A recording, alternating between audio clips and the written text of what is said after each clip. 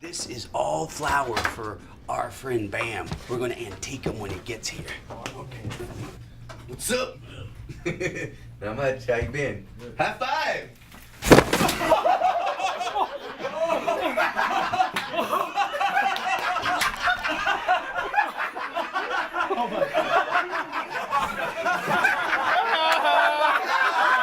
Oh, good morning, man. Good morning, Bam. Howdy.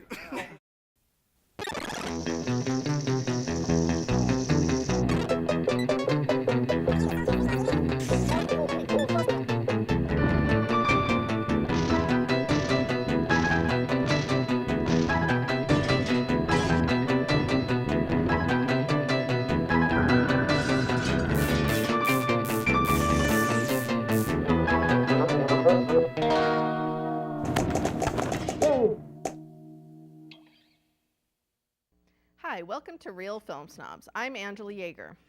And I'm Bryan Michael. That clip you just saw at the top of the show was from Jackass 3D. My apologies, it's not in 3D, but, well, maybe that's actually doing you a favor as well. Yes, it is that time of the year where I'm able to drag Angela to a movie that she really doesn't want to see. Kicking, screaming, crying, pouting. And you just, hand her a beer and she's fine. We got to watch this at the place where they allowed beverages, and that's the only way I could get her to do it. I was like, I'll buy you a drink, drink up before the credits start, Angela. You'll be able to enjoy it. The plot of the movie really isn't much of a plot. It's just more of a point of Johnny Knoxville and his band of friends who get around and try to torture each other and hurt each other in the scrotal area as well as the cranium, much like happens to me on this show. Just emotionally. And this movie, as all of the two before it, have made me laugh out loud. At one point in time, I was buckled over with my 3D glasses falling off my face, laughing hysterically. Yes, it's juvenile. Yes, it's, I don't know if it's a guy thing. There was a lot of women that were there also laughing, but I enjoy watching Johnny Knoxville getting hit by a bull many times over. There's actually a lot of film stars I would like to see in the place of Johnny Knoxville because I actually like him. But if you were to put, Adam Sandler or certain other people in there, I wouldn't mind that at all. But my favorite gags had to be, there was definitely the one that we showed the clip was the high five. That was with the big hand slapping them in the face, surprisingly. That's always good. My favorite was Electric Avenue, where they had to run through hanging cattle prods and tasers. At least they're creative. You got to give them this. That was one of my favorites because the hope of death actually happening was propelling me throughout this movie. So, you laughed 2 or 3 times, at the very least. Once. No. Once out loud. There was 2 or 3 times you laughed. I know for a fact you did. Because I was counting, I think I laughed the very first Jackass movie 4 or 5 times, and then the second one I probably laughed 3 times, and I think this one it was 1 or 2. So it seems like going down each time. You can't say that they're getting worse. They're equally as good. There was one know. running gag in the first one I enjoyed more, but that's about it. In the first movie, it seemed like they did more of sort of the skits where they did it in this movie where they had Johnny Knoxville dress up as the old guy and pretend to be making out with his granddaughter. I'll just be, frank about what the skit was. And they did more of that in the first one, and I would prefer something to bring up the monotony of people getting hit over the head. Now, the Three Stooges, okay, you can get hit over the head. It can be funny for a half an hour. An hour and 40 minutes of people getting hit over the head repeatedly. At some point, I was just hoping for someone to get a concussion, maybe go to the hospital, maybe die, then the movie would be over. It's a little bit too much of the same thing over and over and over again. But that's kind of the point of it. That's what I enjoy about it, because there's, if you watch something like America's Funniest Videos, you have Bob Saget making stupid, voices over it. Yeah, I don't watch that This one either. is the guys, you can actually some of the times you actually felt the guys' pain. When they took the super glue and then stuck it to each other's chest and pulled off their hair. Yes, but they're choosing to do that because they're idiots. Yeah, but they're choosing to do it. No, they're jackasses. That's the point. That's hence the name of the show. Yes, I get that's the point, funny. but I don't need to enjoyed watch that. it nor spend money to watch that. Oh, that's good. Spike Jonze is involved, a well-acclaimed, fancy hoity-toity director. You enjoyed his last movie. He's able to stoop so low as to be in these movies, and he's actually really funny as the And as why the grandmother. 3D? No, okay, I'm glad you said that. Is there anything more unnecessary in the world? Maybe an instrument to pick lint out of your belly button would be about as useful as this. Actually, the 3D pays off really well, and they also do. In what they also way? get the ingenious way of doing it in super slow motion. So when they do the Rocky, which is when they come up behind you and they toss water in your face and then hit you with a boxing glove. So you see it in slow motion. You have to watch the water splash in the face, and then when they're hit, and every time they were punched, everybody ooh, because you really get to see the disruption in their face as it takes the impact of the punch. That was actually pretty funny. The 3D, okay, you had to expect in the 3D that at some point in time they were going to tie an electric a helicopter to someone's nether regions and fly it around. I mean, that was, you had to expect that. So either the nether region was going to be going in 3D in front of you, or the helicopter was. It was the helicopter. Though there was a lot of. And I thought it was totally unnecessary. I mean, No, this that was a actually TV funny. Show. I thought that it was was a pretty TV funny. show. It doesn't have a particularly great look about it.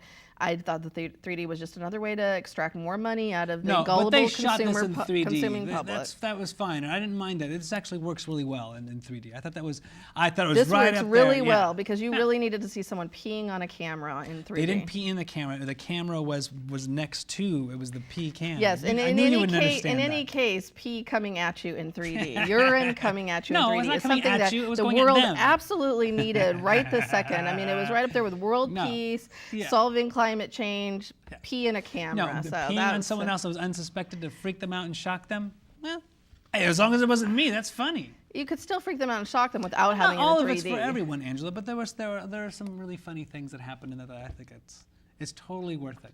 When star. Wee Man, One who's star. a midget, goes into when the large one asks someone to hold the dog, the leash, when he goes in the store, then he comes out and it's the midget dressed the same way, and the guy hands him the dog. Those kind of things are fun. I liked some of those skits, but that was, like I said, the minority. There was only a couple of those. Most of them were setting up things where they would hit each other It's a over the total head or- victory because I got you to go.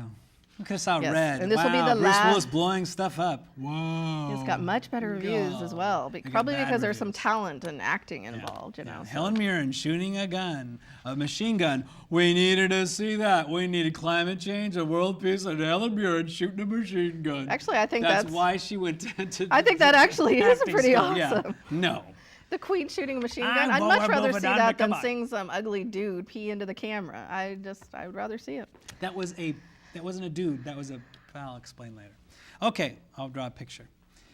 Do I have 11 by 17s? Anyway, so I'll move on to the next segment, which is a Film Snob 101. This is a segment we haven't done in quite some time.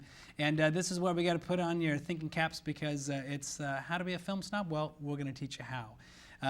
This segment is going to be about commentaries. Now, the commentaries is that special thing on the DVDs that if you go and you select, you will hear someone talk throughout the film. Now, the way to explain this to some of your friends is it's a color and play-by-play commentary, as you would see in sports. Well, this is for movies, so it not only is explain what's going on, it's explaining why what's going on and what happened beforehand and a little history. So that's exactly how I would explain it. I thought of this last week, and I was just so pleased I remembered it this week. So with commentaries, some of my favorites, of course, we have the Criterion Collection that we are big fans of. They have different scholars and film lovers that will talk and explain different points about those films. My personal favorite, who deserves an award, if they give out an award, we should give out an award, really, to Ridley Scott, who is by far the best commentator in the biz. Period. That's it. He should Just commentate period? other people's movies. Okay. He really should. Definitely probably one of the better film directors. I mean, Yes, best film he's the director best film that director, does. hands down. Surprisingly, a lot of film directors do not do good commentaries, which is interesting. Yeah. You would think if it was your movie, you'd be able to comment on it well, but a lot of them spend a lot of time watching it. Mel which is- Brooks, Young Frankenstein. Yeah. And I get to listen to him watch a movie, and it sounds exactly like that. Yeah, quite a few have done that. They watch it and go, oh, that was funny. That's Yeah. good. Oh, I'm sorry, I haven't watched this in a while. I'm like, no, you need to do the prep work and watch the movie ahead of time. And sometimes you'll hear people who say, oh, no, the scene coming up, like, how did you remember that? Well, I watched it yesterday. Oh, you did? And I'm like, this is what I'm listening to on the commentary. Come on, guys, help me out. Though there are some that are, the one that's been elusive for me that I've been really wanting to hear is the one for Boogie Nights. That's the cast. It was the deluxe edition that they put on, and that's where the cast sat around, got really got really drunk at the commentary, and then commentated through the movie. And I've heard that one; it's absolutely fantastic. So would you say the Ridley Scott commentary for what, Alien would be your favorite of all time? Alien, that's got to be the really high up there. Black Hawk Down. Honestly, any of his movies, even his lesser films, he does a great commentary. He just knows how to make it interesting. He talks about how things were done. I mean, especially with Alien, he talks about how the different mechanics, but it's not like it's boring. Mm-hmm. Now, there are a few that do happen. Once in a while, the film scholar that come on the commentary, it does sound like drying paint, and then in 1962, yeah, those are the ones. There's the critic historian one, which some are very hit and miss. I mean, some of the Criterion Collection ones are brilliant. Sometimes they start talking, and it's a good insomnia tool. One of my favorite ones actually is a movie called Army of Shadows, which is a Criterion Collection movie, and it's a film scholar named Jeanette Vincent-Du, and she studies French cinema, so she's sort of an expert on different French directors in general. But I liked it because she gets into because it's a World War II movie, she gets into a lot of the history of what was going on and what, so there's a lot of things in the movie, especially certain types of foreign language films, if you're watching them and there's things that aren't explained because they're assuming you know something about French history, which some of us don't know too much about. She was very good. She goes through and explains, so this is what the context for the scene is, this is why this is important, and I really like that. And she wasn't super animated while she was talking or anything, but it was really interesting content, and she kept it going very, one of these huge pauses. I mean, she paused every now and then, but it was very thorough, and so I like those kind of commentaries where it tells me something more about the film. I hate it when they say, "Oh, this is a great scene," and "Oh, look, they're driving fast," and you're like, "Yeah, I can see that. You're pointing out something to me that I can see on the screen." But I like the commentaries. Usually when I'm ironing or you're doing some household chore or whatever, it's nice to have the commentary playing. The one that I really enjoyed is The Children of Paradise. That's another great one. I'm glad you pointed that out. That gives a little history of what's going on and kind of gives you, a concept of what they were dealing with. Now, Quentin Tarantino, Martin Scorsese, and Steven Spielberg have yet to do theirs. I know they watched the show, so guys, please get on it. When it comes to something like that, I know they have a hard time with it. So if you get like a Werner Herzog, who's someone who goes on so long, they actually cut him off it was Terry Gilliam who got cut off. But they have someone as a moderator sits there and asks them questions. Those are really good too. And I Werner enjoy a lot Herzog, of they those. often do that with his, because he's not so good about talking about his movies, so they have someone do a Q&A over the movie. He just goes for 2 hours on The Color Blue. It works well, yeah.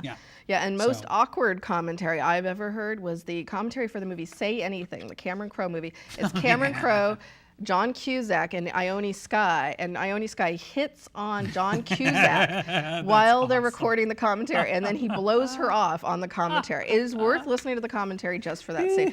And it's so awkward that Cameron Crowe has to hurriedly go, and anyway, in this scene, now that Ione Skye is humiliated in front of anyone who buys the Say Anything DVD. So it was sort of sad, but also really funny. And you don't get to see people getting hit on and commentaries too often, so very, very entertaining. So yes, so there's a little primer for you out there about DVD commentaries.